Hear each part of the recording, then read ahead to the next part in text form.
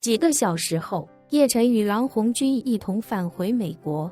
飞机先在普罗维登斯降落，待叶晨下了飞机之后，便又立刻重新起飞，载着郎红军与洪武、陈泽阶一起前往硅谷。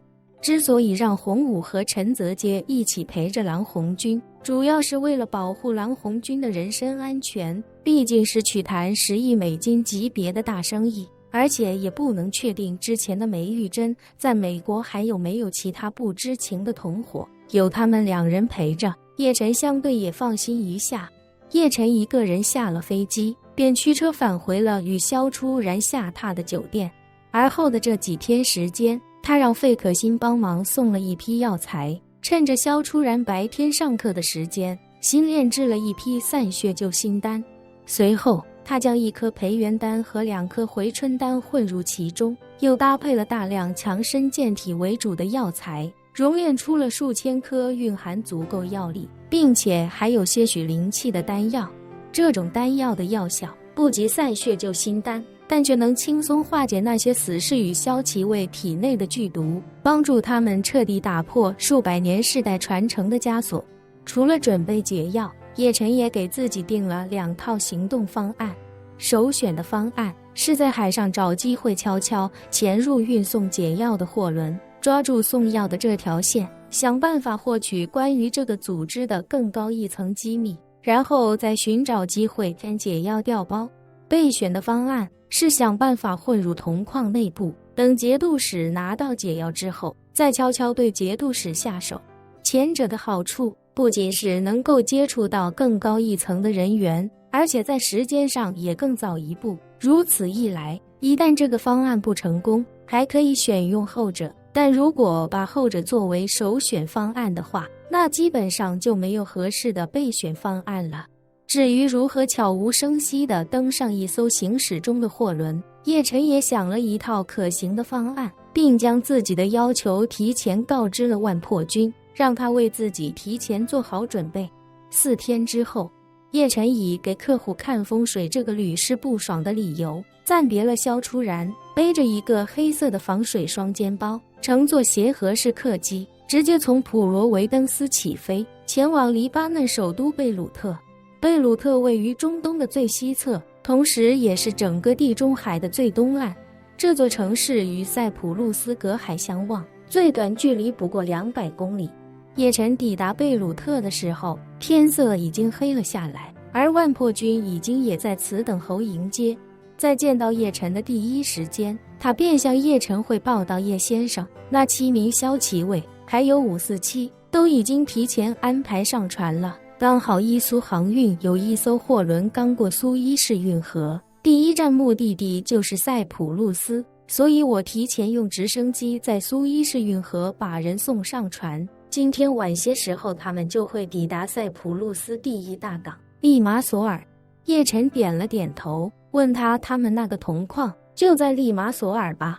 对，万破军到铜矿的具体位置在利马索尔东北方向差不多30公里的沿海，矿上有自己的码头。叶晨又问查清楚运送物资的船从土耳其哪里出发了吗？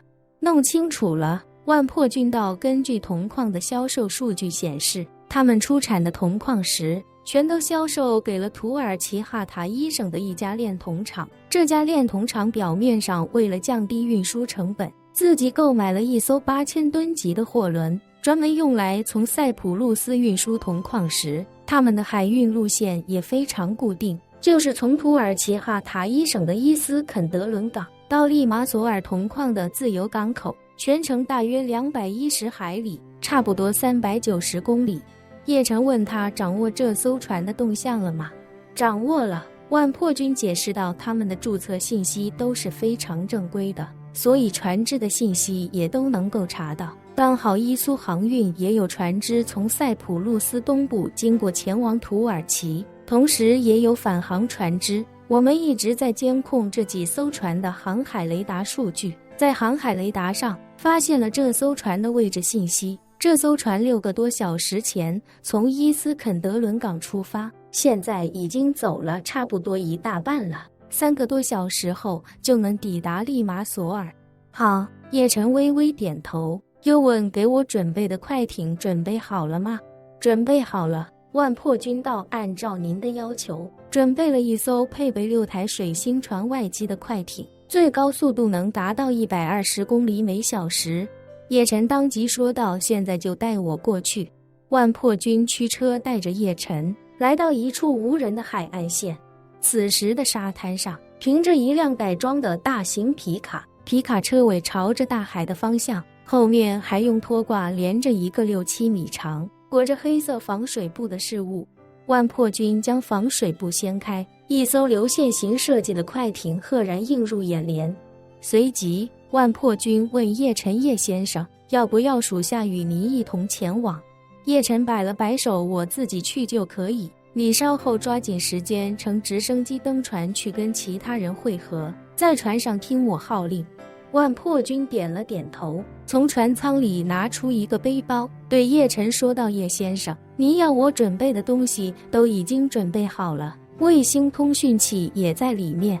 好。叶晨跳上船，简单熟悉了一下这艘快艇的操作，于是便对万破军说道：破军，你去把船倒进海里吧。好的，叶先生。万破军驾驶着皮卡车，将后面拖挂的拖船架缓缓倒入海中。随着快艇入水，整艘船便漂浮了起来。叶晨发动引擎，通讯器里便传来万破军的声音：道：叶先生，您按照320方位行驶130公里，就能抵达那艘船的航线。如果不出问题的话，您应该能提前它半小时抵达既定地点。好。叶晨用通讯器对万破军说道：破军，我们塞浦路斯见。说罢，他便操控快艇倒入大海，随后在海面180度转弯，驶入了茫茫的地中海。1个多小时后，叶晨便已经抵达航路图上的既定地点。他将快艇在偏离航线1海里左右的位置停下之后，便打开了万破军为自己准备好的包裹，从中取出一套防水的黑色夜行服。随后他换上夜行服，熄灭了快艇的引擎，就连船上的航海雷达也被他一并关闭。卫星通讯器里此时传来了万破军的声音：叶先生，那艘船距您还有不到20海里，我们会实时监控它的位置，并及时向您汇报。约莫20分钟之后，叶晨已经能在海平面上看到那艘货轮的灯光。在与万破军确认这艘船正是自己要找的那艘之后，他背起自己的防水双肩包，将2条背带中间的锁扣锁闭，目光紧盯着这艘越来越近的货轮。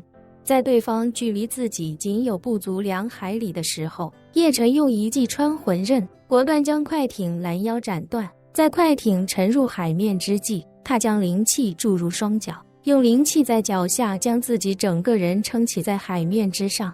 紧接着他便在海面上如履平地一般，向着那艘行驶中的货轮飞奔而去。